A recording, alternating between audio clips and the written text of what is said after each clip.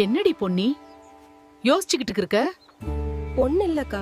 சும்மா சொல்லுதா. என் புருஷன் அதுக்கு இதுக்குன்னு சொல்லி என் நகையெல்லாம் வாகுனாக வித்துட்டாங்களா, யாருக்காவது கொடுத்துட்டாங்களா, ஒண்ணு தெரியல. மாத்தி மாத்தி பேசுறாங்க. என்ன செய்யனே தெரியல. நீ யாருக்கிட்டயும் சொல்லிராதக்கா, அப்புறம் 4 பேர் 4 விதமா பேசுவாங்க. நான் யார்கிட்ட தான் சொல்ல போறேன். சரி நான் வரேன் பொன்னி, நேரம் ஆயிடுச்சு. ஊர் பற வருதுடி. இன்னைக்கு யார் வீட்டு கதைய தம்பட்டம் அடிக்க போகுதோ? ஏய் ராணி, இந்த பொன்னி புருஷன் கதை தெரியுமா உனக்கு? அந்த புள்ள நகையெல்லாம் வாங்கி இவன் வித்தானோ இல்ல எவகிட்டயோ கொடுத்தானோ தெரியல, அவ என்கிட்டே புலம்பி தள்ளுறாடி. அவ உங்ககிட்ட புலம்புனதை இப்ப ஊருக்கெல்லாம் சொல்லணும், அப்படிதானே? உங்களை நம்பி சொன்ன விஷயத்த மனசுக்குள்ள வச்சுக்காம கேட்ட வேகத்துல ஊரெல்லாம் பரப்புறீங்க பரமாரி. மறைக்கப்பட வேண்டிய ரகசியம் ஒன்றை கேட்ட மாத்திரத்தில் ஓடிச் சென்று பிறருக்கு சொல்லுகிற கயவர்கள் அடிக்கப்படும் பறையை போன்றவர்.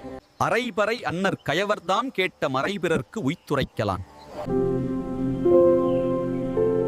காலம் கடந்தும் அழியாத திருக்குறளை ஒரு சின்ன எளிமையான கதை வடிவில் தர்றதுல மகிழ்ச்சி.